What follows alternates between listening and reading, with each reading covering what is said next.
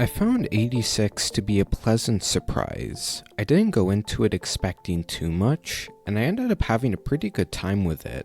I do have some issues with it which I'll be going over in this video, but there was still a lot I liked about it, so I really want to review it. This video will only be covering my thoughts on the first season or first 11 episodes of 86, since I feel it's different enough from the second season that I should do individual videos on each one. The production values for 86 never failed to impress me. Not only does it have a very good soundtrack, but it's extremely well animated from start to finish. I'm not just talking about the exciting mech fights, as even the more slow-paced and quiet moments are really well directed. There's some really strong visual storytelling here that conveys so much about the characters and world if you're willing to pay close attention. It makes the show pretty rewarding to rewatch since it becomes easier to pick up on all these details. Also, the editing for this show is so well done. 86 is really creative with scene transitions, often using them in a way to catch the viewer off guard.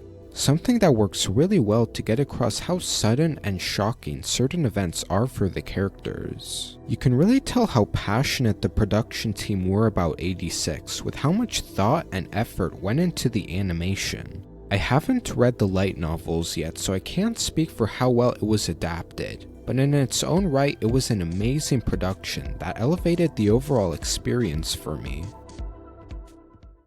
I feel the cast of 86 is where some of my issues for this season are, as I didn't feel nearly as invested in them as I would have liked. There are some exceptions though. I found Lena's character to be the most entertaining. Not only were they pretty likable, but I also enjoyed the development they got. Seeing them gradually grow into a more confident person who doesn't freeze up during battle and is much more willing to take action than she was at the beginning of the show. I also liked the dynamic with Lena gradually growing closer to the 86 despite never meeting them in person, something which plays a big part in her development. Also, I was really interested in Shin's character. Although it's in the second season where I felt his character really shined, I still liked him in this season. It was sad to learn more about his past trauma and the constant burden he carries due to the cruel conflict he's a part of. And it was all this great buildup that makes his eventual development in the second season so satisfying. But besides these characters, I found that I had trouble caring for most of the cast in this season. I felt the show was slightly brought down due to how many of the 86 there were, as it made it hard to get enough time to care about them before most of them get killed off. This might have been an intentional choice to show how Lena never really got the chance to know these people before they were killed, but at least for me it just lessened the impact of these death scenes. Their deaths are necessary for how they impact the more relevant characters like Lena and Shin, so they do have importance in the narrative. I just felt that the death scenes themselves could have been much more impactful if they gave us a bit more time to better flesh out these characters, so I'd actually care when they died. I imagine this will be a bit of a controversial take, but the depiction of racism in San Magnolia is probably my least favorite part of the show. Although it is important due to how it impacts the characters and story, it just felt like a generic and at times heavy-handed way to deliver these themes. I'm not sure if I just feel like this because I've seen racism depicted like this many times before, but just felt like it did nothing interesting with it. With the exception of Lena and Annette, it felt like they were only showing extremes, where most of the significant characters we see in San Magnolia are very racist with little to no redeeming traits, and it just felt a bit cheesy to me. Although making San Magnolia like they were was necessary to the plot, I just wish they didn't have to make it feel so forced. I think oppression and racism can be used in stories if executed well, but the way it was executed with San Magnolia personally made it hard to take seriously. Other than that, the story is pretty solid.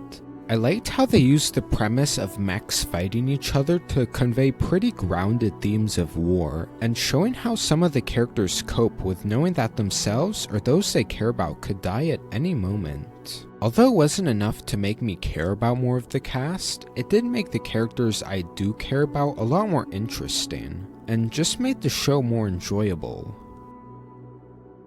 I liked how there was a small amount of mystery in this season, giving us some good reveals that were set up really well and made the story more interesting for me. I especially liked the reveal of the Legion harvesting human brains for their machines, and that Shin had to kill many of his dying comrades in order to save them from this terrible fate. I kind of wish we got to see more of this mystery aspect in the second season, but it made this part of the story more special, and I hope it gets fleshed out more in the light novels. My favorite episode of the first season would have to be episode 9, titled Goodbye. Although I was enjoying the show up to this point, I wasn't completely sold on it due to the flaws I've mentioned. But in this episode, these flaws I've mentioned weren't bothering me, and it was exciting from start to finish. The biggest moments of this episode worked so well for me due to how well this season set up Shin and Lena's characters. Shin's confrontation with the Legion version of his brother was a really great moment for his character. We see at the start how he seems obsessed with taking on his brother due to his past trauma involving him, and eventually Shin does defeat him. But it was in his brother's last moments where Shin realizes how his brother never really hated him like he thought he did, something which for the first time in the show causes Shin to break down. It was such a sad yet well done way to conclude this storyline, and it made me a lot more interested in Shin's character. We see just how much Lena has changed in this episode, showing how she's become a much more confident person and is more willing to break the rules established by San Magnolia if it means helping the 86. We also see a darker side of her character with the scene where she takes advantage of Annette's guilt to get her help in aiding the 86. It shows that although Lena has good intentions, she's willing to commit morally questionable acts in order to achieve her goals. It adds some moral grayness to her character, and I hope this aspect of her is explored more in the future. I also really enjoyed the ending scene where the 86 and Lena parted ways. Even knowing that most of them are going to reunite in later episodes, I still thought it was a really well done scene that showed how close they have become over these past 9 episodes, despite never meeting face to face. It also adds a good amount of unpredictability after this massive change was introduced, and left me wondering where it could possibly go from here. This was not only a very entertaining and impactful episode, but was a really big turning point for the story as a whole. The first 8 episodes, although solid, didn't quite sell me on the show, but this episode felt like a really big step up from what came before it, and it left me much more interested in seeing where this show goes. Although it does have some aspects I felt could have been done better, overall I thought this first season of 86 was very good.